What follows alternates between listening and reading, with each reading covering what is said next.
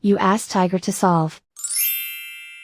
This deals with linear equations with one unknown. The final result is z equals 24. Let's solve it step by step. Swap sides. Group all constants on the right side of the equation. Subtract 17 from both sides.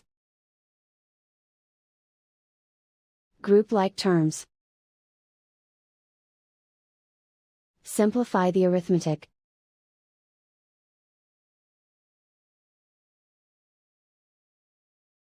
Isolate the z. Multiply both sides by inverse fraction 2/1.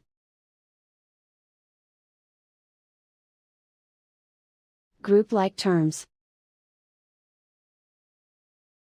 Multiply the coefficients. Simplify the fraction. Simplify the arithmetic. And so the final result is z equals 24.